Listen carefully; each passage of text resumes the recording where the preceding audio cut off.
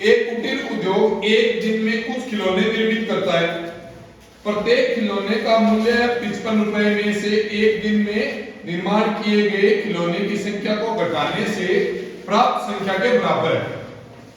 एक दिन कुल निर्माण की लागत कितनी है, यानी कितनी 700। हम उस दिन निर्माण किए गए खिलौनों की संख्या ज्ञात करना सबसे पहले क्या मानेंगे, एक दिन में या उस दिन में बनाए गए खिलौनों की संख्या। फिर उसने ये बोला कि उस दिन खिलौनों में निर्माण करने की लागत आएगी वो कितनी में से घटानी है, 55 में से घटाया जाएगी तो बोला है। तो हमने उस दिन खिलौनों बनाने की लागत मानेंगे वो x है, घटानी कितने में से 55 में से, तो दोनों की क्या होगी 55 माइनस, और दोनों की कुल लागत है तो दोनों का क्या करवा देंगे गुणा। ठीक है, तो लिखो माना उस दिन बनाए गए संख्या है क्या, देख लेना संख्या है या लागत है। ठीक है, और उसके बाद उसने क्या बोला है भी कितने रुपए में से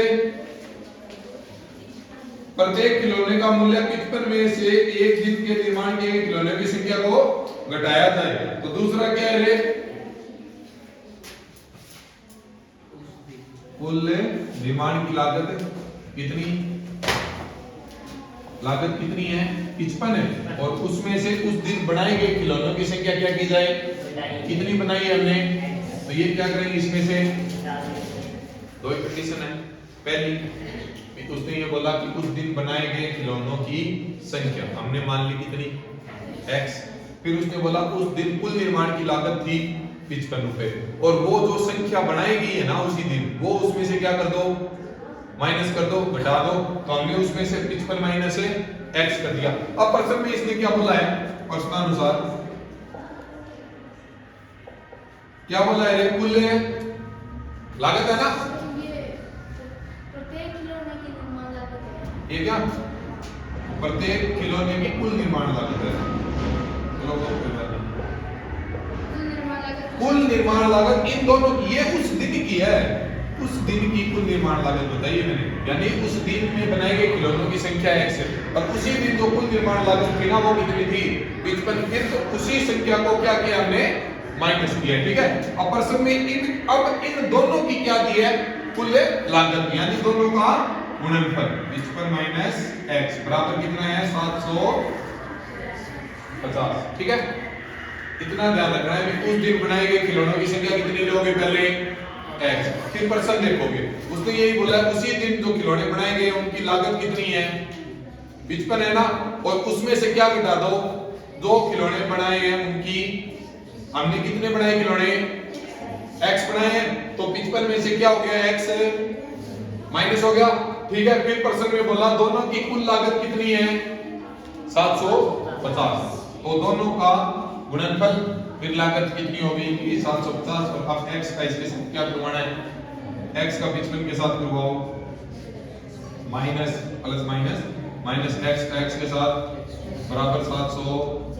सीधा सा काम है, मानक रूप में लिखेंगे इसको, तो इसको पहले लिख लें माइनस x के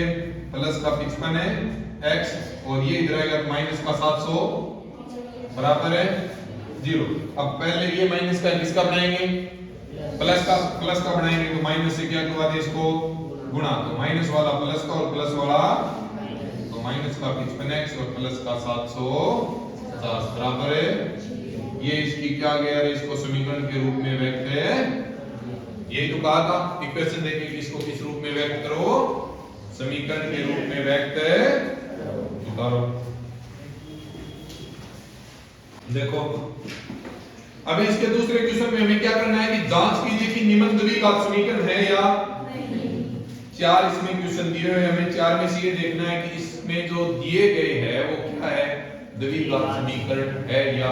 नहीं। ठीक है, तो इसमें पहले तो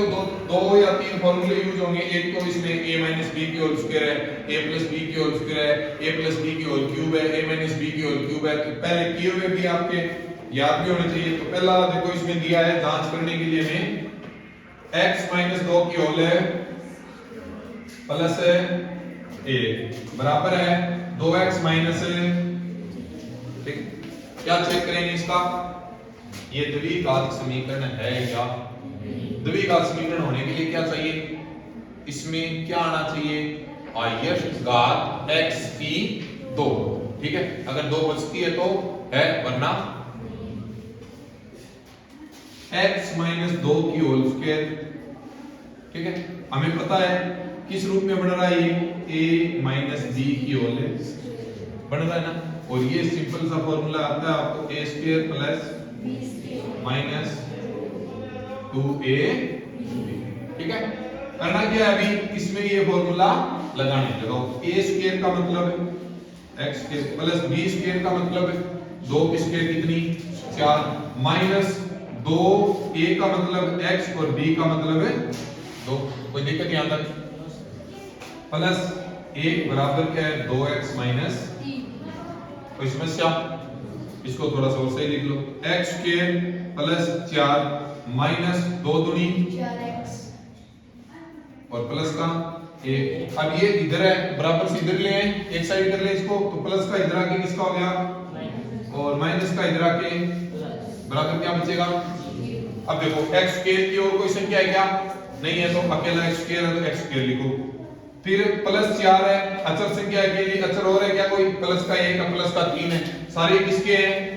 प्लस के, तो प्लस का 4 प्लस का 1 5 प्लस के 3 5 और 3 ये लो 8, फिर माइनस का ही 4x और माइनस का ही, अब दोनों ही माइनस माइनस के तो क्या होगा जोड़ होगा, लेकिन साइन किसका रहेगा और 4 और 2 6 इसके, और कुछ बचा है क्या बराबर, इसको थोड़ा सा ढंग से लिखे, x स्क्वायर का पद पहले, फिर x की घात 1 का पद, फिर अचर बराबर 0, क्या इसमें x की हाईएस्ट घात 2 है, हाईएस्ट घात 2 है, तो कहने का मतलब दी गई समीकरण हमारी द्विघात समीकरण है। इस तरीके से आपको सारे क्वेश्चन चेक करने होंगे, जहां जो फॉर्मूला लगेगा ऊपर वो लगाएंगे, जिससे जो कैंसिल होगा उसको कैंसिल करेंगे, और लास्ट में फिर x की हाईएस्ट घात 2 बचती है, तो कहने का मतलब वो द्विघात समीकरण है। कोई दिक्कत, इसका दूसरा देखो, ये दिया है दूसरा, x प्लस 1 प्लस 8 बराबर x प्लस 2 और x माइनस 2, सीधा सा पता है x का अंदर क्या करवाना है, x का x के साथ और प्लस 1 के साथ, प्लस का 8 है, और इधर देखो a plus b a minus b, formula पता चल रहा है, अब नहीं पता चल रहा तो आपको सीधा होता है इसका पहले पूरे के साथ गुना, फिर प्लस 2 का पूरे के साथ, तो हमें तो फॉर्मूलों पे चलना है, फॉर्मूला ध्यान में रखोगे आप। ये कौन सा बन रहा है यहाँ पे a plus b a minus b, कब बनेगा जब a और b दोनों में सेम होंगे, सिर्फ किसका चेंज होगा